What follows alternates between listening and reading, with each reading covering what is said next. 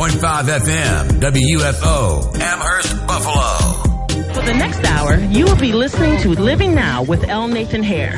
The phone lines are now open at 837-1112, and we encourage your questions and comments. Now, without further ado, here's your host, L. Nathan Hare. All right, here we go. Living Now, Living Right Now. This is L. Nathan Hare, your host here for this next hour at WFO 1080 AM on your, not 1080, 96.5 FM. On your dial from 10 o'clock to 11 o'clock this morning. Our principal sponsor, of course, the Community Action Organization of Western New York, still fighting the war on poverty, now in our 52nd year. This is L. Nathan here, your host here.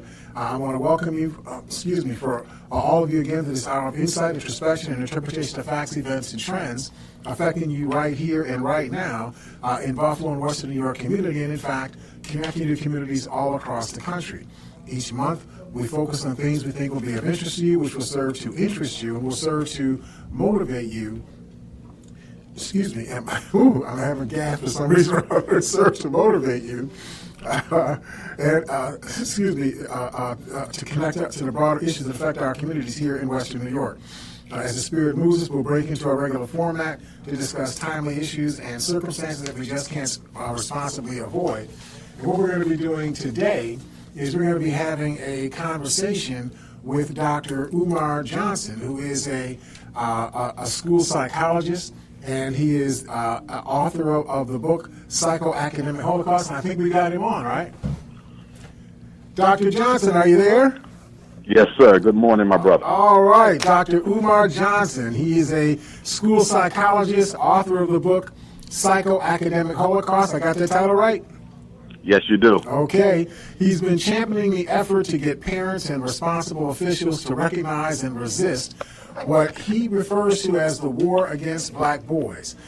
He has dedicated his career in fighting the psychoacademic war on the side of African American boys, and uses his experience to educate parents on how they can take charge of their children's education.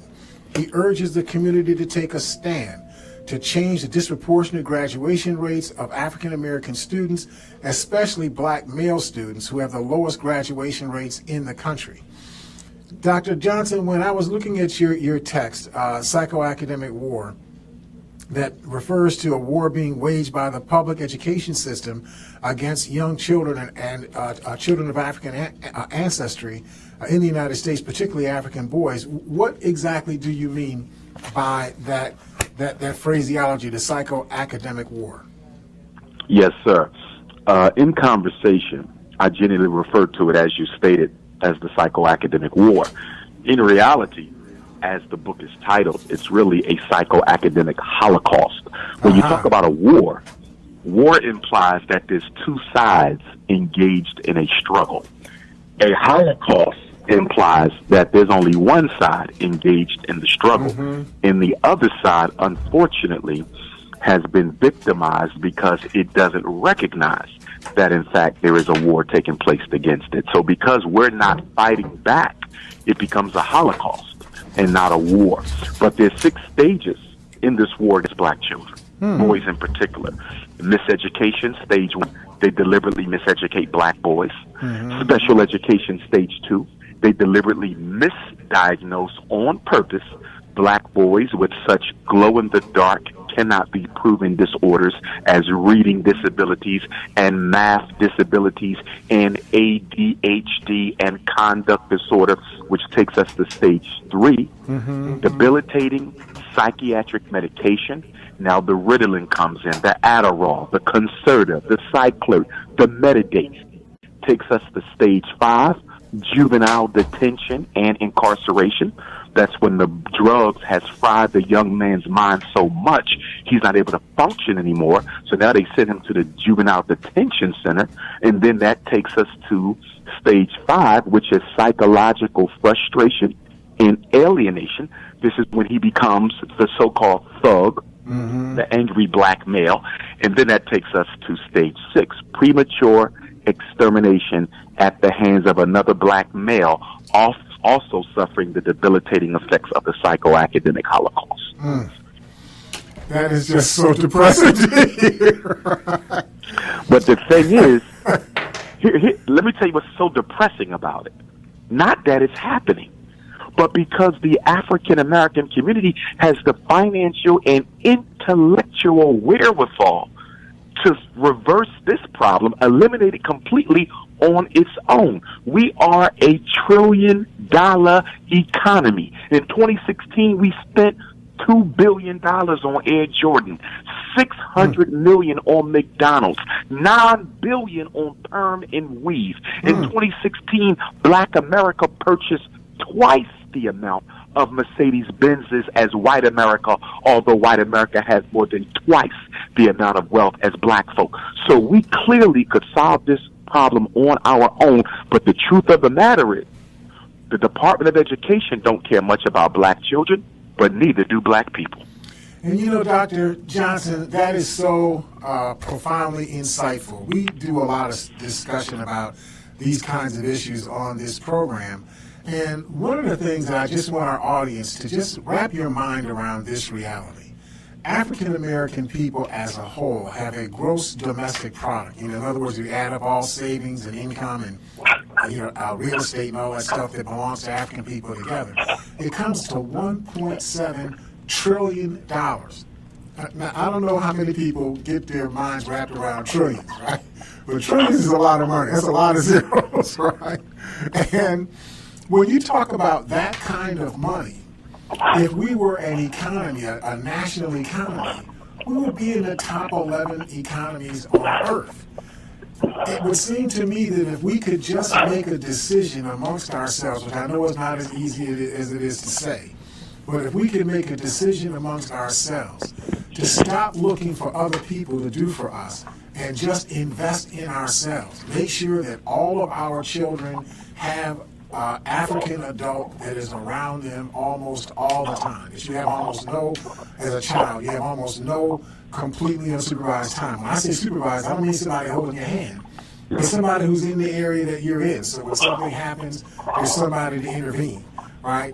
If we could keep us around caring adults all the time, we would get wired into thinking that being safe as a child is normal. I think that we think being safe as a child is abnormal in lots of parts of African communities around the country. Does that make sense to you? Oh, you're absolutely correct. In fact, I would argue that in the post-Dr. King assassination era, these 49 years or so, because we'll be celebrating 50 years this coming April 4th, 49 years since the assassination of Dr. King, has been the period of the normalization of dysfunction in Black America. We have normalized dysfunction. Police genocide is now normal.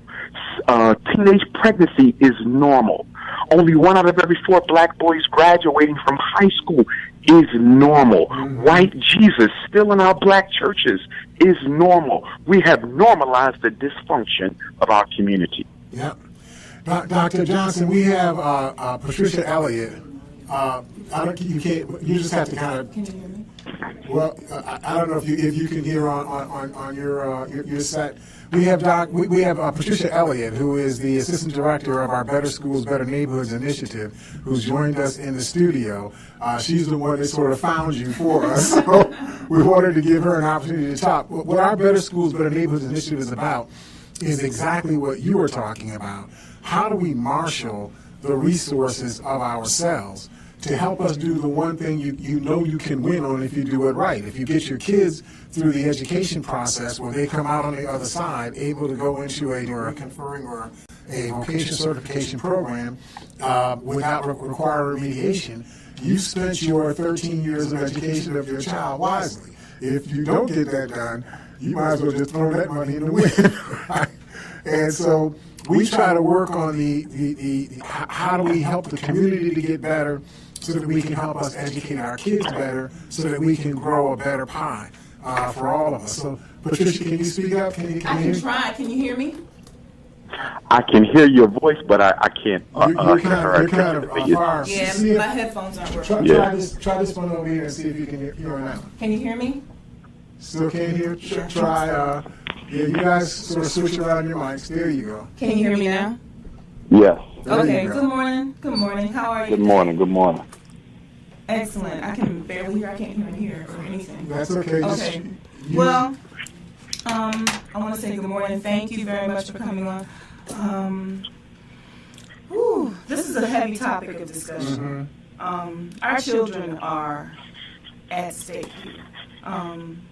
What's going on in our education system with the way things were created to bring our children down? I mean, children being placed in special education, the district suggesting to parents that your child needs special education, and you know as a mother your child doesn't.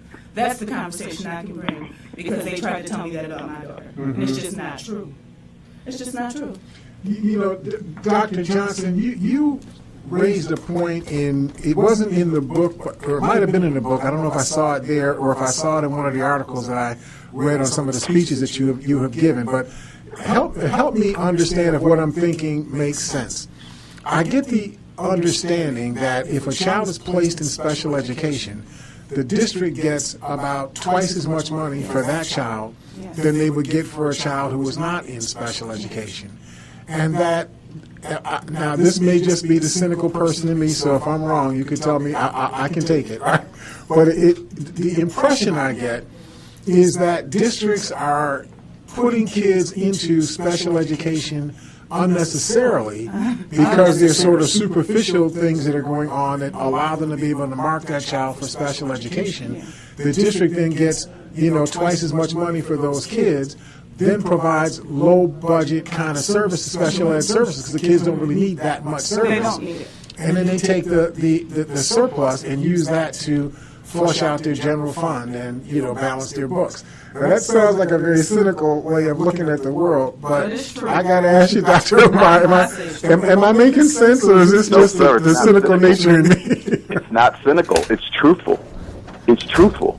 I mean, I've been a school psychologist going on 20 years here, 17 plus 3 years of study. That's exactly what's going on, and I've seen it from the East Coast to the West to the Midwest to the South. Special education is a business. And it thrives off of the marketing job that school districts do so well, selling those dysfunctional services to black parents. I mean, let's just think about it. And this is one of the reasons I'm coming back to Buffalo, New York on Saturday, September the 9th. And I'm really hoping that the community comes out to get this information, because the last time I was in town, which was only one previous time, 2 years ago, at the Frank Meriwether Library, everyone couldn't fit inside because of space. So there's a mother load of people out here that are concerned about this, right? Exactly. So this, September 9th, we want all the parents to come out. We want all the children to come out. We want the elders, the activists, the politicians, the preachers. We want them all to come out. But if I'm a parent and I'm uneducated about special ed law, I'm uneducated about special ed process, if a teacher, counselor, nurse, principal, psychologist, reading specialist comes to me and say, your son is struggling, but we have a program to help him. And if you put him in this program, it limits the amount of days we can suspend him from school. It limits our ability to retain him from moving up in grade. It gives him a smaller class size. It gives him a slower pace of instruction. It gives him more time to take his tests. The way they market special ed to black parents makes it seem like it is a blessing, when in all reality it is a curse. And I call it that because it is the central pipe in the school-to-prison pipeline. You couldn't have a school-to-prison pipeline without special ed. There you go. Here's the fact that everyone needs to wrap their minds around. The average reading level of an African-American male inmate in America's prisons and jails is third grade. Third. The average grade at which a black child is referred for special ed is also the third grade. Special ed has been kept concealed as the chief conspirator towards the school-to-prison pipeline. Now, go ahead. I just wanted to say that's the grade that my daughter was said to have been ready for special education. And for me, I said to them, okay, I was a younger mother. This is my 30-year-old daughter now. When she was a child, they recommended her to special education. They put her on medication, something called Silert, and they're telling me that this is, I went to an IEP meeting, and they're telling me this is what was best for my child. Now, I'm a young mother. I'm married, but I'm a young mother. And I'm looking at these people, and I'm saying, okay.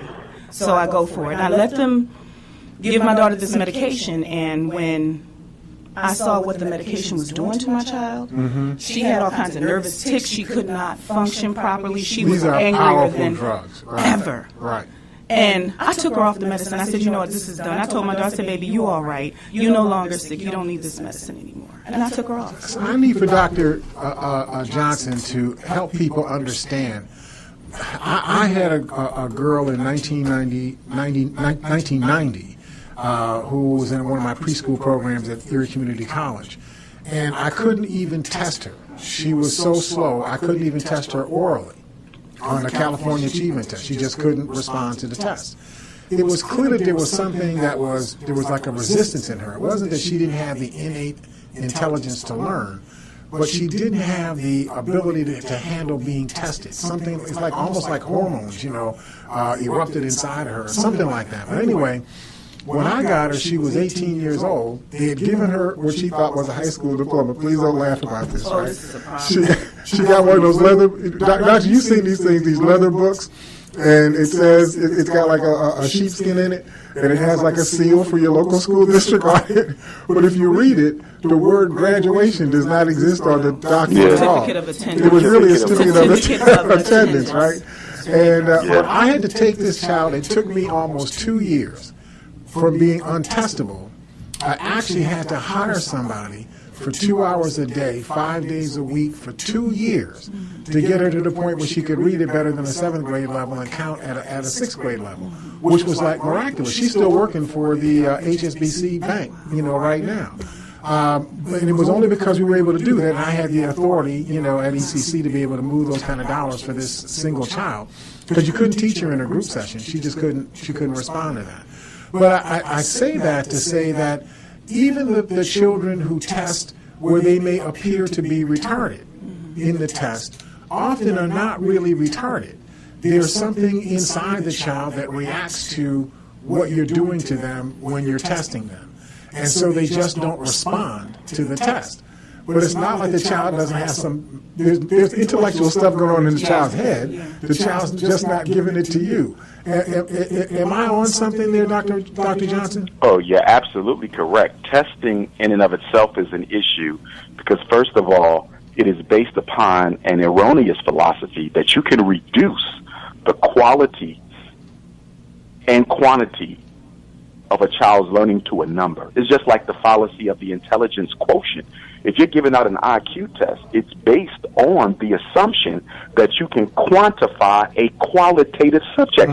You cannot reduce to one number the brilliance and intelligence and the complexity of a child's intellect and take all of that and reduce it down to a single score. But this is what white folks do. They love to quantify things that cannot be quantified. But the reason it's done is because in a society based on racial privilege and in a society based on class structure, you have to justify why the rich are rich and you have to justify why the poor are poor. So this goes back to the early eugenicidal foundations of American social belief in practice, which is to say that they justify why the top 1% of Americans own more than half of the wealth of the entire country by saying they were more intelligent, they were more brilliant, they excelled better in school. And when you look at the poor, especially black folk, they will say, well, they're intellectually, backwards, they're half monkey, they're not as intelligent as white children. So to make a long story short, testing in the 21st century serves the same function as the Jim Crow sign did in the 20th century. And that is to say that testing is the new way of denying opportunity to black people without saying it's because you're black. You just simply say you didn't score high enough. That's right. This is how they keep us out of the fire department. Make it a this is how they keep us out of civil service jobs. This is how they keep our children out of prestigious universities. The test score is the new Jim Crow sign. Instead of letters, they use numbers now. Yeah. Dr. Johnson, I want you to hang right on. We're going to have to take a moment and take care of our sponsors because they pay for the program. So if you all just stick with us, we will see this out of the break here at Living Right Now. Wow. What? I think he's still on. Is he still on? No, he said he could keep them on. Okay, cool. So how's it going so far? What yeah, we're getting to it. We're getting to it. We still don't know whether he's a doctor or not, but we're getting it. Never mind. I hear what you said. He's such a smart aleck, you know. You starting already this morning? Who, me? I'm here said you starting already. See, that's how he roll, you know. See, he says smart aleck stuff and don't even know he said it, you know. Uh-oh, did he? Okay, we have a caller.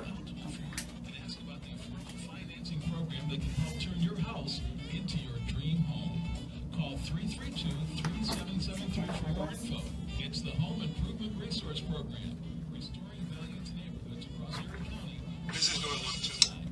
Brought to you by the Community Action Organization of Erie County. All right, welcome back to Living Now here at WFO 96.5 FM on your dial.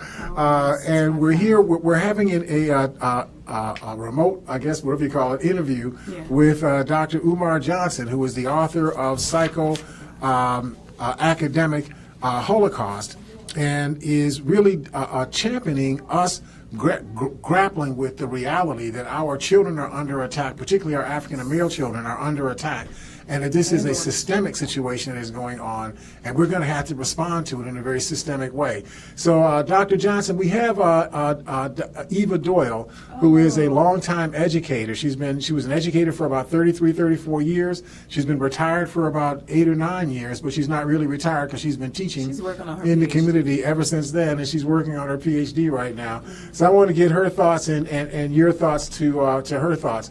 Mother Doyle, are you there?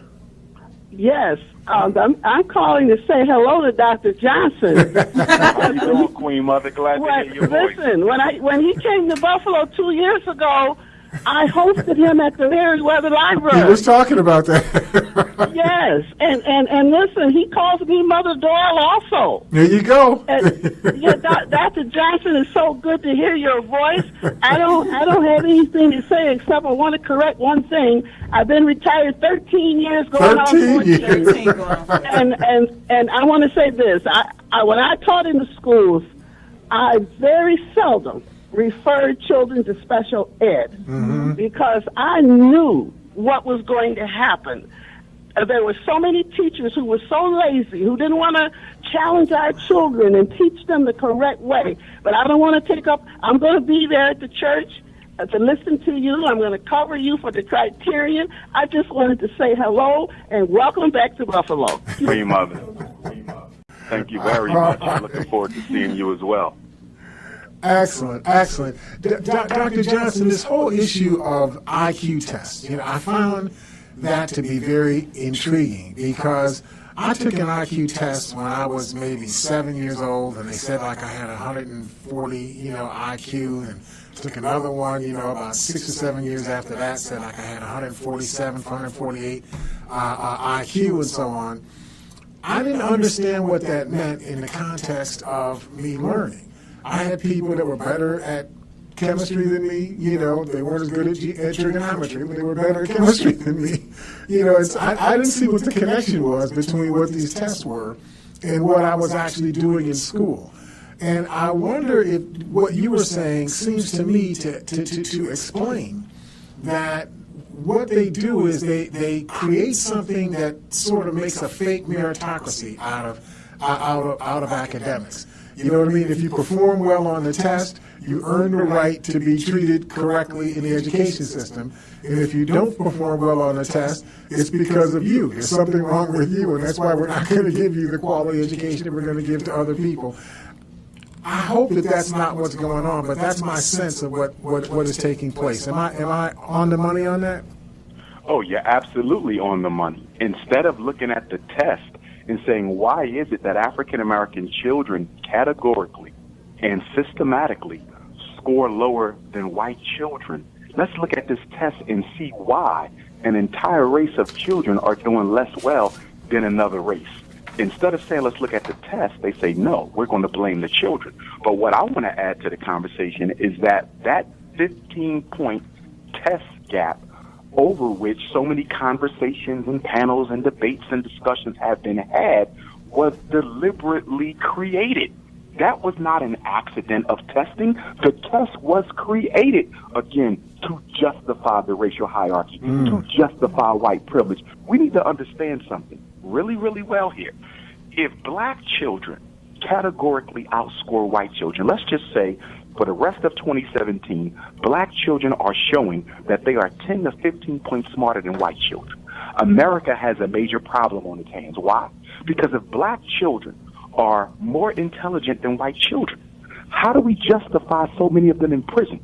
How do we justify that you only have one black working on a doctorate at this university, another black in law school, only 2 of them in med school, only a couple in the engineering program? How do you keep Harvard all white? How do you keep Yale all white?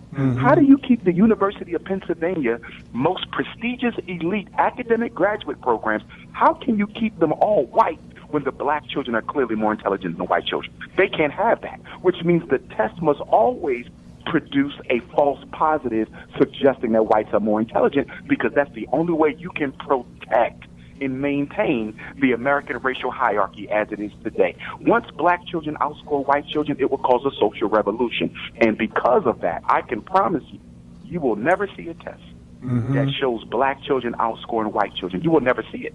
Because the minute black kids exceed white kids on any test, that test is destroyed and a new one is replaced. Yeah. Dr. Johnson, I want to kind of spin us in a slightly different direction, because I think that some of what we're talking about is sort of systemically deliberate, and some of what we're talking about is maybe quasi-deliberate, but it's almost like an unintended but real consequence. Let me tell you what I'm talking about. I was doing some analysis on who actually teaches us at the elementary and high school level. And at the numbers I looked at for the year that ended, school year that ended for 2013, was that almost 82% of all of the teachers in the public school system, elementary and high school, were Caucasian teachers. And even some of those Hispanic teachers are actually Caucasian teachers that just happen to speak Spanish. I don't know, some people don't know that speaking another language is not the same thing as being a different race. But that's another conversation. That's too hard for us to work our way through.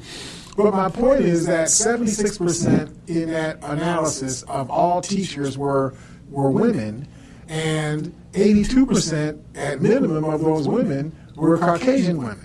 So that means better than 60% of the people who are teaching our kids are Caucasian women. Now, we've gone through this civil rights revolution in which the primary beneficiaries of the civil rights revolution have been Caucasian women, not African people, even though it was supposedly a struggle for African people's rights. It's Caucasian women who seem to have benefited the most by that. And a culture, I think, has formed among women that is manifested in the women that teach in the school systems, where the male children are looked at as perpetrators and the female children are looked at as the victims or future victims of the perpetrators. And that gets into how things are talked about.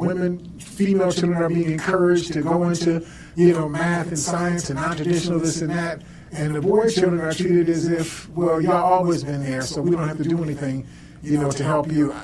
That's not a very scientific way that I express that, but does that make sense, the thought process that I just provided there? Oh, it most certainly does. And I think obviously, because white females are a protected class in the United States.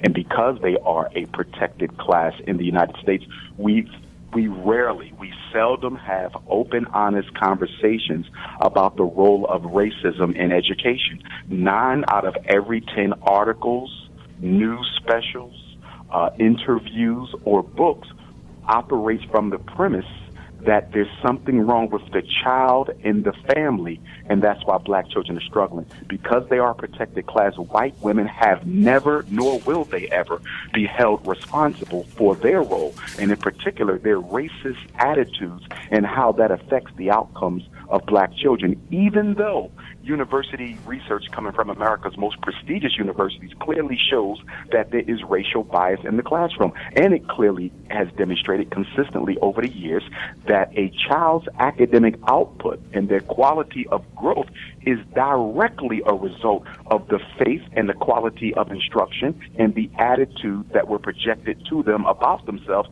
by their white teachers. Mm-hmm. And I would say that one of the greatest conspiracies and oversights of the civil rights and affirmative action movement has been the fact that neither the Civil Rights Bill nor the efforts of affirmative action, which we know has benefited gays and white women more than it has ever benefited black folk, but yet and still never sought to eliminate the racial bias in teaching employment in predominantly black school districts. I mean, how can you talk about eliminating discrimination in public accommodations and services? I mean, you went to the military and you did it there. You went to the Greyhound buses and you did it there. You went to the hotels and did it there. You went to city government and you did it there. But they never brought those types of promises into the school system. When they integrated our children beginning in 1954, they left the teachers behind, and no one has ever dealt with that.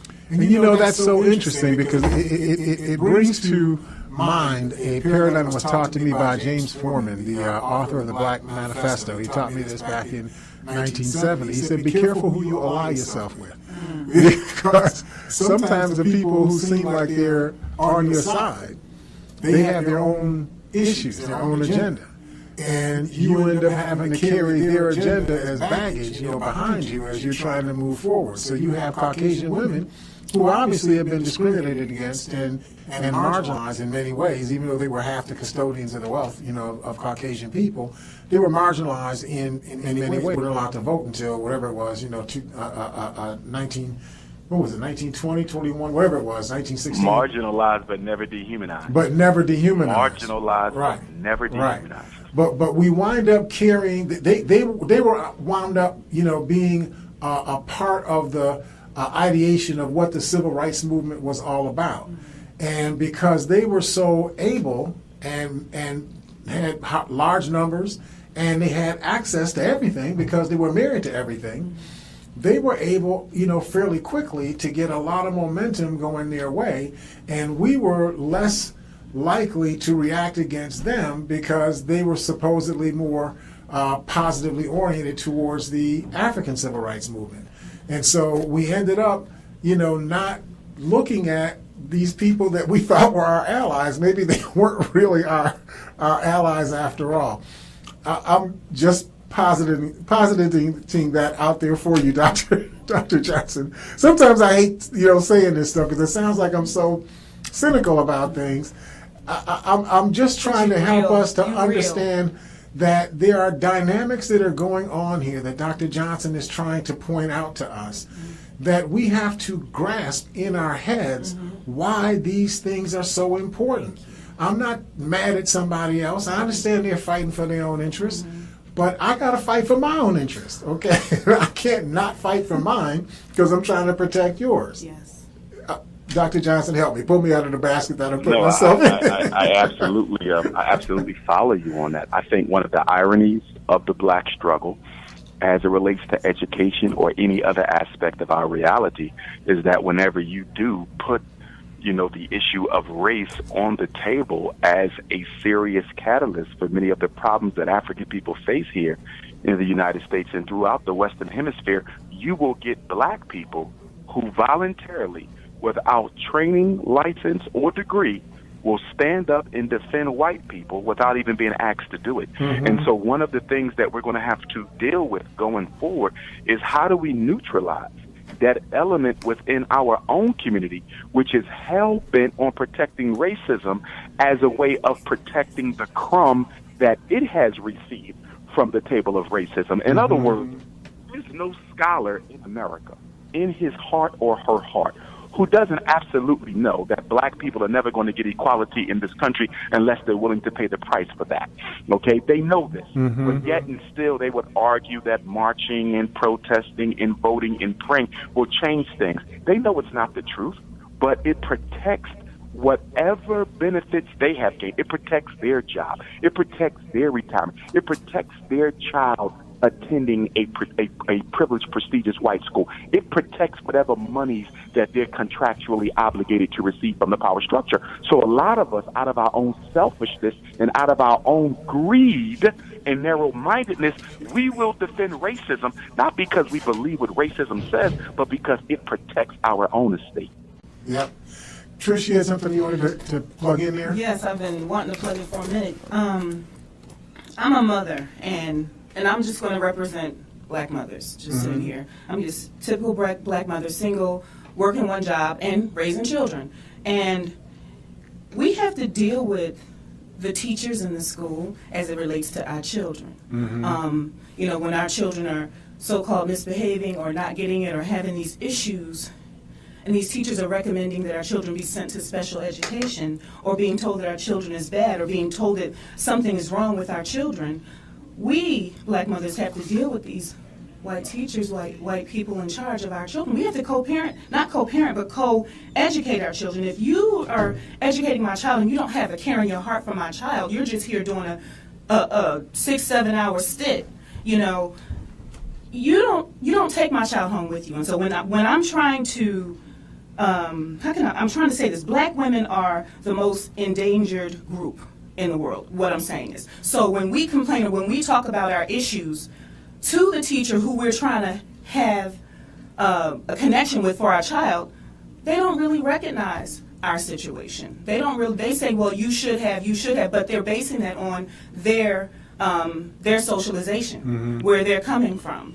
They don't live in our community. They don't shop in our community. They don't work in our community. And our children engage them only from this point to that point. So how can you decide for me that my child has a problem or there are problems with my child? And how can you decide that for me? I'm sitting here wanting to fight right now. So I want you to turn this around for Dr. Johnson. And given that reality, okay, you know, your children are literally in enemy territory when they're in these public schools and so on. But you can't change that reality. They're going to be sent, and you're going to send them into enemy territory every single school day. So given that, what should parents and the community itself be doing to blunt this so that we can make this?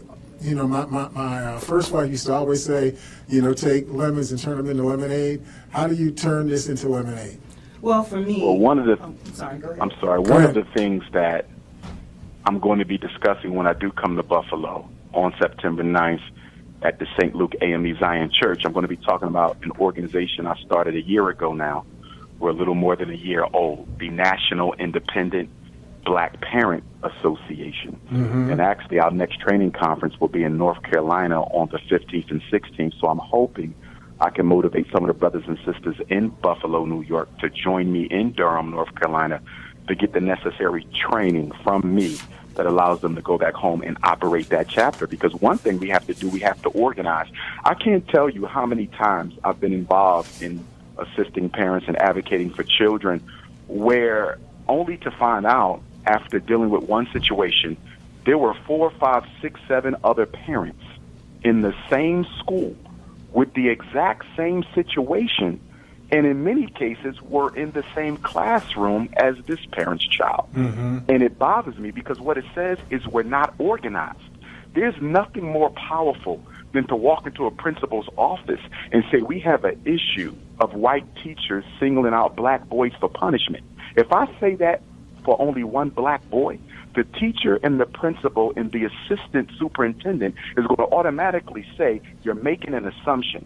We don't have this problem with other black children. We only have it with her son. So this ain't about race, it's about him. But when I come into the classroom and there's 4 or 5 parents who are all saying the same thing is happening, it is no longer about individualism, and we now have to address the issue from a systematic, institutional perspective. And that adds to our power to leverage that situation. So we got to organize. Stokely Carmichael said it the best. If you organize a little, you get a little done. If you organize some, you get something done. But if you don't organize at all, you don't get anything done. And I would say, as Marcus Garvey said 100 years ago, the greatest weapon used against the Negro is disorganization. Any problem we have is multiplied tenfold by the fact that everyone dealing with that same problem is not operating in a system of oneness and unification. Listen, I don't know if I had given the number before to the program, so we usually get a few more callers calling in. The number again is 837-1112. That's 837-1112. Trish, you had something you were about to plug in there? I was just going to say that, Dr. Johnson, you said it, white women are protected. They're protected. This position as being a teacher is a protected position. Black women who are raising their sons, we're not protected. We're out here fighting on our own in a lot of ways. And even I've read somewhere recently that when you see black people struggling, white people don't really recognize it as a struggle. Oh, that's not that. They don't have a real first-hand understanding. It's just theory for them. But they're making decisions and making laws and putting in injustices or whatever you want to call it against our babies. How can we work with that? I say parents, mothers, you know your children. Don't let anybody tell you something's going on with your child without you talking to your child first and understanding your child. That's what I have to say. We have to listen to our children as mothers. Dr. Johnson? I absolutely agree with that point. Now, you asked a minute ago, what are some things parents can do on an individual level? Obviously, we need to operate on the group level, but what they can do on the individual level, 3 quick things. Number 1, don't sign anything unless you read it thoroughly and understand it. Now, that makes a lot of sense, but guess what? Most parents do not read things thoroughly, and they still sign them even when they don't understand them. And the reason they do this is we love to give the schools the benefit of the doubt. We love to give the teachers the benefit of the doubt. One of the reasons we got so many black children in special ed, even though we didn't think nothing was wrong with our children, because somebody who doesn't even live with us told us that they need special ed, we went ahead and agreed, giving them, once again, the benefit of the doubt. You cannot afford to give the school the benefit of the doubt. The school plays a central role in the maintenance and perpetuation of white supremacy because it prepares black children to fail. It prepares black children for that position that the American social order has already predetermined they should obtain. Number 2, a parent has to get comfortable saying no. I've noticed in my work that black parents, mothers and fathers, are very uncomfortable saying no to white people. And I don't think there's anything special about the school system. I think this goes back to 4 centuries of indoctrination where we were absolutely made to feel that we were inferior and that the white man is superior, and anything that emanates from his or her mouth is the gospel truth. So we don't feel comfortable rejecting the advances of white people. Learn how to say no in defense of your child. And then the third thing that black parents need to start doing, let me say stop doing, and that is going to school meetings by themselves. They need to start going to school meetings with someone else because schools are bullies. I know. I work in them. Schools will bully you just like a gangster would. They like to get the single black mother coming in there by herself. So the principal and the vice principal and the dean of students and the classroom teacher and the reading specialist can gang up on her. And because they're white and have more college degrees than she has more often than not, she once again gives them the benefit of the doubt. Never, ever go to a school meeting by yourself. Bring 2, 3, 4, 5 other people with you. Bring relatives. Let them know that we are a family. Nothing worse than a single black mother who shows up either telling them outright or evidencing through her behavior that she don't have any support. A single black mother without support, her kids are destined for a life of special ed and low expectations. So I want to put a scale on this problem. I want to numerically. Okay, I know we were talking about numbers a minute ago, but I want to scale this for us. Roughly 16 to 17% of all children in the public school systems in the United States are black children, right? when we look at the number of children who are in children who are identified as having what they refer to as an educable mental retardation. Don't get mad at the word. That's the word that they use, the clinical word, mental retardation. 37% of all of the kids who are identified as having an educable mental retardation, meaning that you could teach them in a regular classroom, are African children. 37%. We're only 16 to 17% of the student population, 37% in that category. In the category of children with trainable, trainable as opposed to educable, trainable mental retardation, like you see with the kids at Goodwill and whatnot, right? That you can teach them how to pull the carts and whatnot, you know, at Wegmans. Stop laughing, okay? 27% of those children who are identified as trainable with a trainable mental retardation are black, and 27% of the children who are identified as having serious emotional disturbance, 27% of them are black, in a population in which only 16 to 17% of the total population is black. I just want you to understand the scaling of this problem. This is not just people saying stuff because they superficially, you know, see things, you know, in the classroom. This is their numbers. These are not Nate's numbers. This is from the National Center for Education Statistics. This is not Nate's numbers, okay? So Dr. Johnson, we have a caller hanging on. Hold on 1 second. Bring that call in. Sure. Hi, caller. Are you there? Yeah, yes, sir. Blessed love, family. Hey, Brother Kamal. All right. A couple of quick questions. Sure. They have a lot of nice sounding kind of terms and phrases and models and mission statements. Like the mission statement of the Board of Education is putting students and families first to ensure high academic achievement for all. They have something in here in New York State called the Dignity for All Students Act. My question is, if not special education, should we have specialized education? Because not all students learn the same way, and we need to teach the way students learn if students aren't learning the way they teach. So how can we take control over the development and education of our own people? Good question. Dr. Johnson? My answer to that would be no other aspect of education is more important than the personnel. We can focus on learning styles, we can focus on teaching methods, we can focus on the pedagogy, we can deal with the instruction. It will not matter because the person teaching the child doesn't care about them. In other words, you guys know I'm in the process of building the Frederick Douglass Marcus Garvey Academy. Imagine I got two teachers for the same position.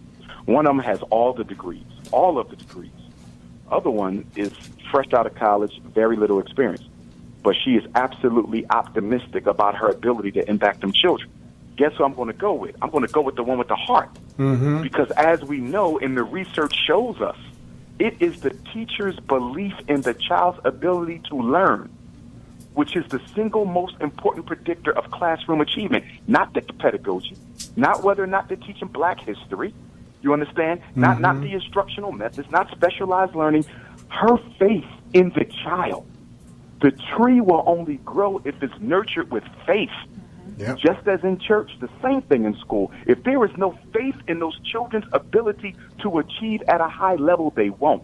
So more than the paperwork, it is the personnel. If I got to choose between great teachers and a lousy curriculum, or a great curriculum and lousy teachers, give me the great teachers and the lousy curriculum. Why? Because despite the curriculum, a great teacher who has faith in her students is going to make sure they learn irregardless of what's on paper. The personnel matters more than anything in print. That was revealed in the research of Leon Pettigrew, who wrote an analysis on the Coleman Report. And what he said was that if you go to, you could find in the South those one-room schoolhouses where you had 9 classrooms, 9 grades being taught in one room. And those kids were graduating, getting through school, going on to secondary school, and going on to college in spite of the lack of resources because of the passionate commitment that the teachers had for those children. So it wasn't about, whether or not you had the best, chemistry labs and, swimming pools and a nice track, on campus and whatnot. It was about the teachers. If the teachers really wanted it, and the principal was really the education leader of those children, people become what they hear. If you're the important person in somebody's life and you're the one that's constantly, helping people to understand what they can be, they will turn into what you are directing them to turn into. And if that's not where you're coming from, the kids will turn into people who are not, turning into what you say you want them to turn into. I think that's the answer to Kamal's question, Dr. Johnson. I think you're right on the money on that. And I would also add that we need to be clear that although we appreciate it, and I largely support the Adam Clayton Powell, Charles Hammond Houston's NAACP Legal Defense Fund's victory in the May 17, 1954 Brown versus Board of Education Supreme Court decision. But we need to also be conscious that there were educators and scholars who did not agree with the need to integrate the schools or desegregate the black schools. Mm-hmm. There was a lot of blacks who opposed it. W.E.B. Du Bois opposed it. Zora Neale Hurston opposed it. A lot of prominent blacks opposed it. They didn't see it as necessary, and they thought that it would lead to ultimately detrimental outcomes, as we can plainly see. And one of the reasons that they desegregated them schools had nothing to do with giving black children equal access to a quality education. They were afraid at the type of inventions and achievements that black people were accomplishing in those underfunded, dilapidated one-school public housing. I mean, do you realize we invented the gas mask and the stoplight? 2/3 of our inventions came before we could sit next to white children. And so America was threatened at the intellectual achievement of black children, and they desegregated the schools so that they could supervise the learning, dumb it down, and also draft those black students who they could use to help maintain white supremacy over African people, i.e. Barack Obama, i.e. Colin Powell. So they never integrated the schools to help us. They integrated the schools to help them control us. That's true. I think we have a caller hanging on here. Let me see if I can grab that call real quick. Hi, caller, are you there? Good morning, Nathan. How are you? Hey, Bob. Quick couple of points. Was going to ask the doctor what he thought about things like arsenic, lead, mercury, over-vaccinations, if that's playing a part of what's going on. And moreover, I think it's the system itself. I told you that part of my family had to move into a new school system to get the type of education that they were looking for. And I will say something. I told you that I was once told teacher gets paid whether I learn or not. So it was up to me to receive the education. But I think it's more of what the doctor says. It's the dumbing down of America. And Nathan, you said something in the beginning of the program about wrapping your mind around something. I'll just say to you, my friend, is try wrapping your mind around the sun and see how big that truly is. God bless you, my friend. I'll listen and talk to you later. Okay, I'm not going to wrap my mind around the sun. I'm going to stick right down here. Go ahead, Dr. Johnson. Well, he's absolutely correct. I definitely believe that, we know, statistically, we even know. And now from the Food and Drug Administration a couple of months ago, they finally admitted, although they didn't fully admit, but they admit that certain immunizations have been related to an incidence in autism. They didn't say all immunizations, when the truth of the matter is the whistleblowers, former researchers from the FDA, have confirmed that almost all, at least multiple, immunizations actually trigger autism. But we do at least have an admission that at least one or some immunizations trigger autism. If you go back, okay, I'm 40 years old. I went through my entire grade school education without a single autistic classmate. I'm sure the same is true for you all and for most of your listeners. When I was going to school, there was no such thing as autism. Exactly. But the children today, the average black child gets at least one autistic classmate every single year. Mm-hmm. And that is because of the immunizations. They are more toxic than ever before. So, of course, someone would ask the question, if the immunizations are leading to autism, why stop giving them out? Well, there's two reasons for that. One has to do with capitalism, and the other has to do with accountability. The reason why they cannot stop the immunizations is because if they admit in court that these immunizations are primarily responsible for the rapid rise of autism, you have a situation where nearly every parent in America could sue the government for knowingly subjecting their children, okay, to chemicals that clearly cause harm. That is a clear violation of the 14th Amendment, equal protection, okay, not to mention other aspects of the Constitution, life, liberty, pursuit of happiness. So that is a legal nightmare for the United States government. The only payout that would be greater than a class action payout to the parents of autistic and thought to be autistic children would be reparations for enslavement of African people. And the second reason why they will never admit that immunizations cause autism is because it's a billion-dollar industry. I mean, you're actually selling to the government a chemical that every child born in this country, black, white, Latino, Arab, East Indian, whatever of their racial background, if they're born in this country, except the parents who are smart enough to fight back, they will get this. Do you know how much money that is? You don't even have to market the product. It's guaranteed because it's being forced down parents' throats by the government. Yep. So greed and accountability is the reason why this monster called immunizations will never stop. And on top of that, there's no long-term evidence, no long-term conclusive evidence that shows children who are immunized are healthier than children who are not over their lifetime. Dr. Johnson, I want to get one more call in before the end of this hour. Let me get that call real quick. Hi, caller, are you there? Good morning, Nate. How you doing? All right. How are you doing? Okay. I just want to just say I'm glad to hear this doctor speaking about what I knew when I became an administrator in 1991. Buffalo Schools is aware of learning styles and effective medication on the kids and so forth. And so we're dealing with the different generation of parents.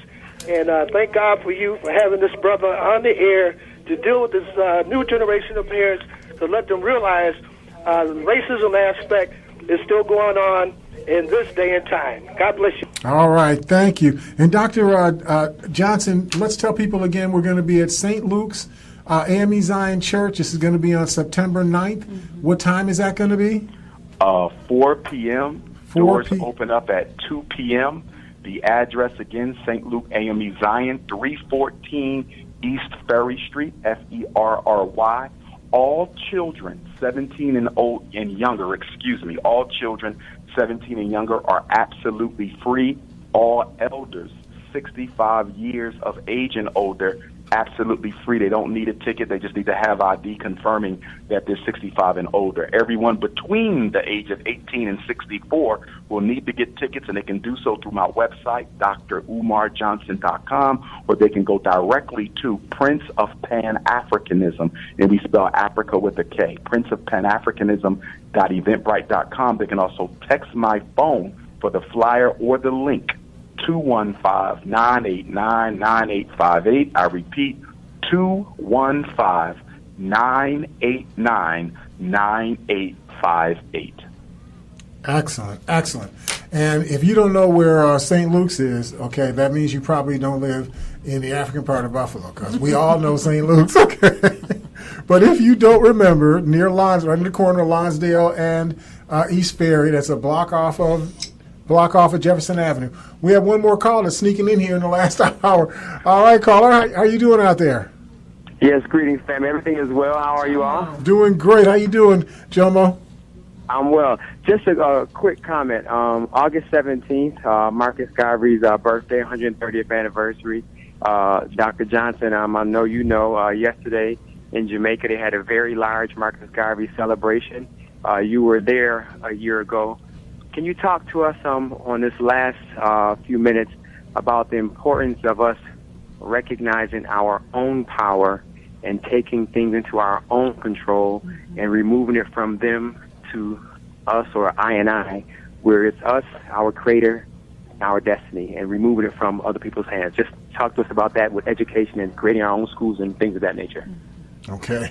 Indeed, I would argue that most of what we suffer from is profoundly psychological. One of the reasons why we continue to walk in this quicksand and take one step forward, three steps backwards is because we fail to realize that the issue is not resources, it's not education, it's not numbers.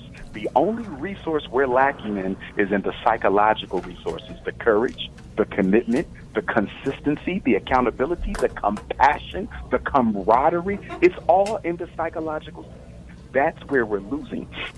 Dr. Carter G. Woodson, Miseducation of the Negro, he talked about it. If you control a man's thinking, you don't have to determine whether he goes to the back door or not. He'll go to the back door on his own. And when he gets to the back of the door, if there is one, he will make his own to walk out of it. And of course, the Honorable Marcus Messiah Garvey said, without confidence in yourself, you are twice defeated in the race of life.